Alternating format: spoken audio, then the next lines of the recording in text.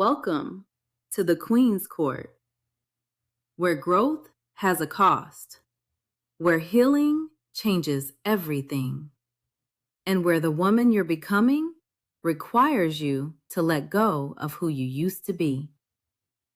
This season, we're talking about elevation, choosing yourself, outgrowing what no longer fits, and moving like you've already decided. Because you're not her anymore. This is the Queen's Court. So welcome back to the Queen's Court, a space curated for women by women where faith, sisterhood, and real conversations meet. I am your host, Neicey Ford, and today we're going to talk about something that sounds harmless, but it can definitely quietly cost you more than you realize. So today's conversation is called The Cost of Staying Comfortable. If you watched the little snippet that I did earlier, I talked about growing up, how I used to hear older folks say all the time whenever the subject of change came up, they would talk about, if they were talking about moving to a new house or leaving a new job or even applying for a new position, walking away from a relationship of 10 to 15 years, because yes, they stayed in those relationships for that long, that clearly wasn't feeding them, then they would answer by saying, I'm comfortable. For the longest time, I don't even think I really questioned the phrase. I just thought it was, something that adults said when they were content. But the older I've gotten, the more that I've realized that comfort and peace are not the same thing, and neither are stability and stagnation. Sometimes when people say that they're comfortable, what they're really meaning is that they've gotten used to whatever this is, even when this no longer fits me. Whether you're, no longer being stretched or nourished or challenged, what you're saying is because it's familiar, because this is what I know, because it doesn't require the discomfort of starting over, I'm going to stay where I am. The last job I had, I was there for almost 9 years, and I stayed um, at the job, even though I had outgrown it. I stayed because I knew the people, I knew the process, I knew what I could and couldn't get away with. I know that sounds crazy, but it's the truth. And I knew that every 2 weeks, my paycheck was going to hit my account. We stayed in relationships that weren't healthy because the idea of leaving felt lonelier than the reality of being um, underfed emotionally. We've stayed doing the same routines over and over that no longer serve us because they're easy and they don't require or ask more of us. And we've stayed in mindsets that kept being the same, that kept us being the same person when we were trying to become a new version of ourselves. That meant we had to confront things about us that we didn't want to necessarily deal with. So today I want to talk about the real price of comfort, because comfort isn't always a blessing, or it's not always the blessing that we think it is anyways. Sometimes comfort is the very thing that's keeping us from the life that we've been wanting or even praying for ourselves and our families. One of the first things that I had to learn is that just because something feels familiar doesn't mean that it's healthy. Going back to, the example of the previous job, like I said, I stayed because I knew the environment, the people, what I was supposed to do, and even the dysfunction. So I could survive because I knew how it worked, regardless of how toxic it was. Another example is a one-sided relationship, because you know how to manage even though you're not getting what you need because you've gotten used to doing all the emotional labor on your own. You know how to live in chaos and dysfunction because those two things have been your norm for as long as you can remember. So I said all of that to say that familiarity can make unhealthy things feel normal. Another thing that I want to say is that sometimes we confuse comfort and peace because they're both quiet. but the difference is what they produce. Peace will say, like, I'm aligned, I have clarity. Even if this season is stretching me, I know where I need to be, or this may be uncomfortable, but I still feel good in in my spirit about it. Comfort says, I don't want to disturb what I'm familiar with. I'd rather just stay here and deal with the BS that I know rather than deal with the BS that I don't. Um, and so comfort will usually say, stay where it's predictable, but peace will tell you to go anyway. And a lot of people think that if they feel nervous about something, then it must not be right. But that's not always the case or always true either, because sometimes the right thing is still uncomfortable. So it's possible to have peace while doing something that feels hard. For example, you may have peace about leaving a job even though you're scared to walk away. Or you may feel peace about ending a relationship even though it hurts, or applying for a new role even when you feel like you're unqualified for it. So comfort doesn't ask anything of you. It asks absolutely nothing, which is why it's so dangerous.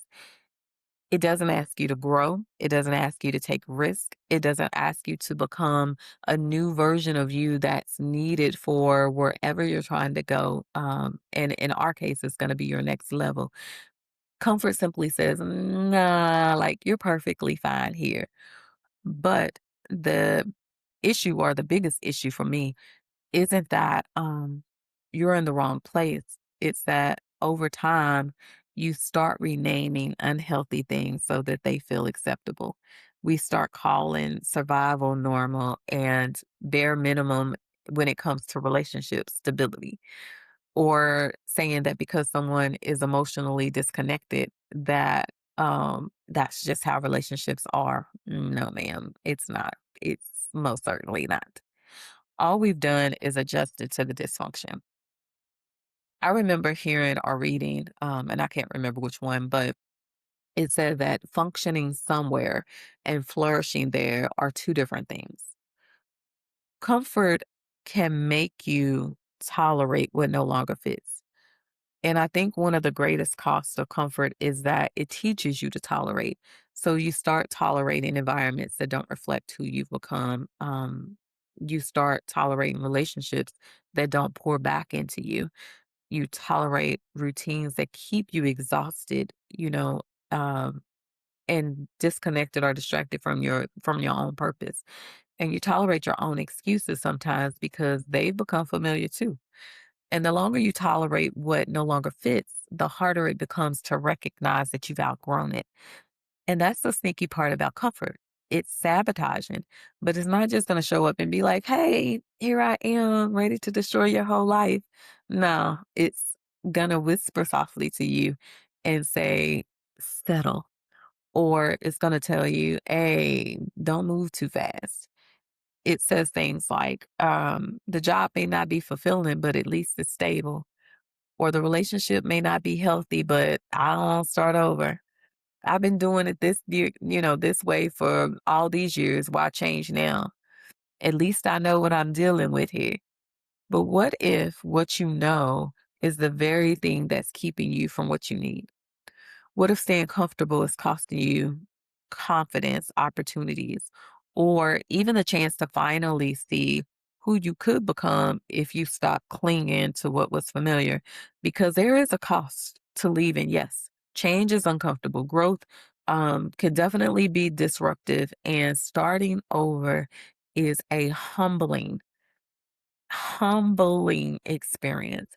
I wish I could get a friend on here, but he's a guy, so I can't, to tell you his story about starting over and how humbling that experience was for him. I mean, when you hear it, it's crazy, but definitely starting over can be a humbling experience. But there's also a cost to staying. And sometimes the cost of staying is much greater than the cost of moving. So let's talk about that cost. You may want to go ahead and get your pen and paper now. So there are 4 or 5 things that I jotted down when it comes to the cost of being comfortable or staying comfortable. One is time, two is confidence, three is purpose, four is peace of mind, five is resentment, and six is identity.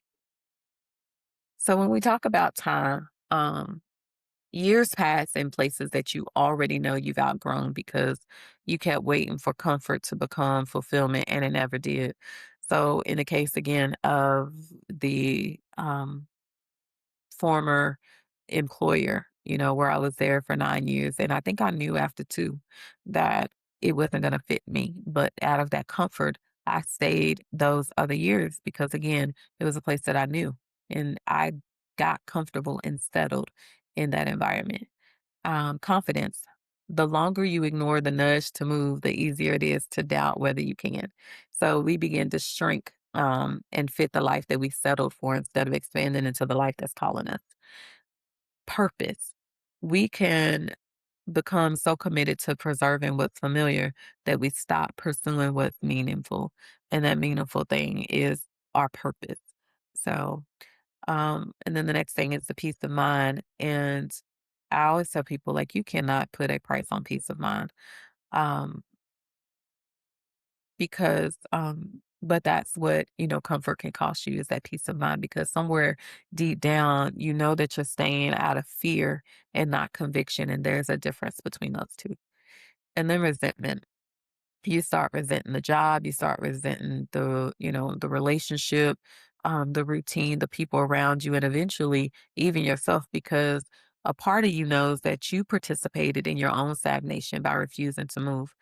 And then last, identity, because we stay in a place for so long that we keep showing up as an outdated version of ourselves. And we keep showing up as a version that was built to survive that season.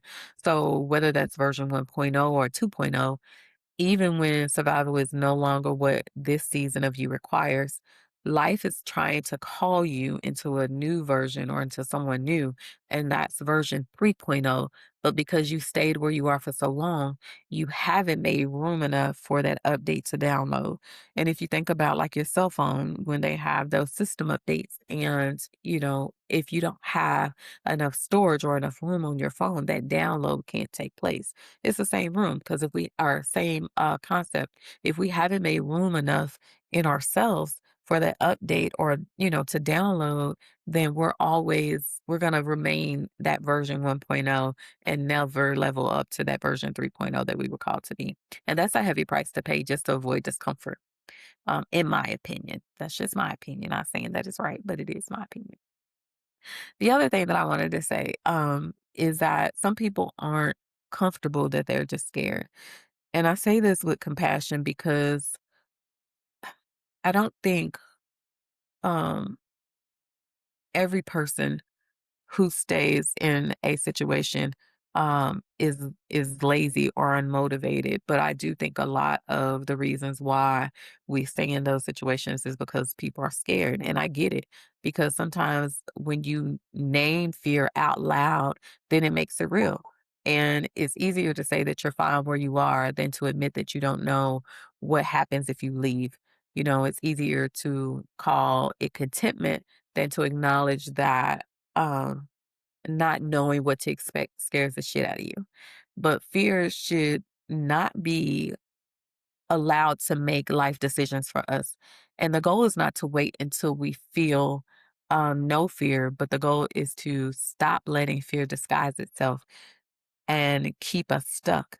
And I've said this before on a previous episode. I don't know where I heard the acronym, but the acronym for fear is false evidence appearing real. So move even when you don't know what's on the other side. No regrets. No regrets. And E3, this season of E3 is about elevation, expansion, and evolution. And they all require movement. And two things, for sure, one thing for certain is that God will not let you stay comfortable forever. So I want you to ask yourself this question. Is comfort serving or suffocating you?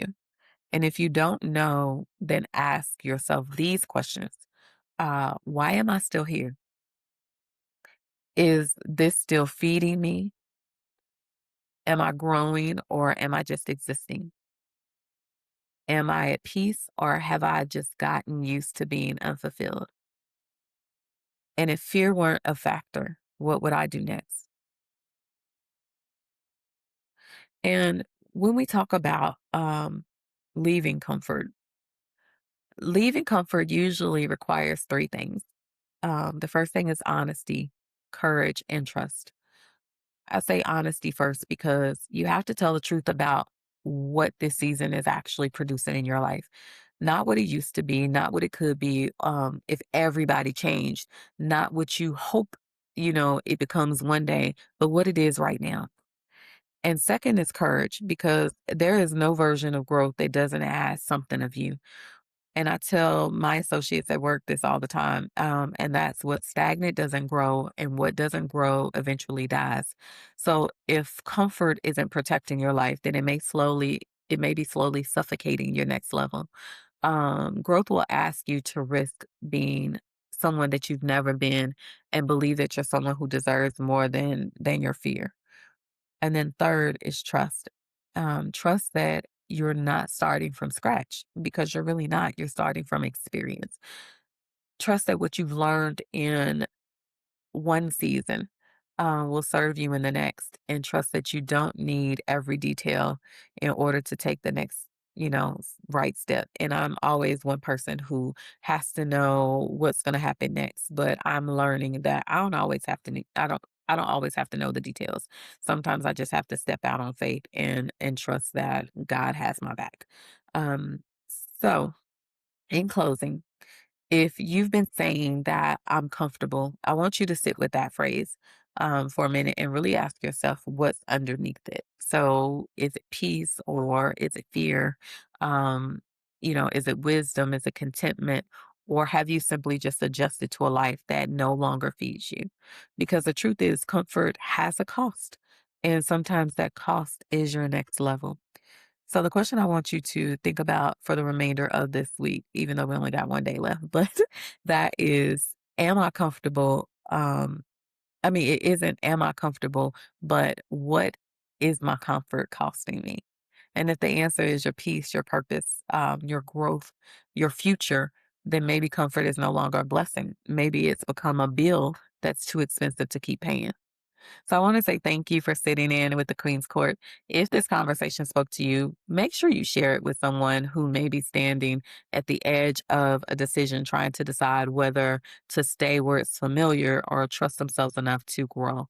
Until next time, keep evolving, keep choosing, keep growing, and keep making room for the version of you that your next level requires. Thanks.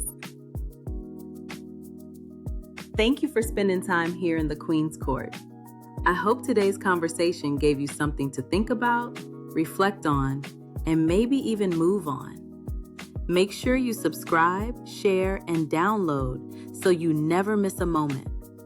And until next time, keep choosing yourself, keep walking in purpose, and keep showing up for the life you say you want.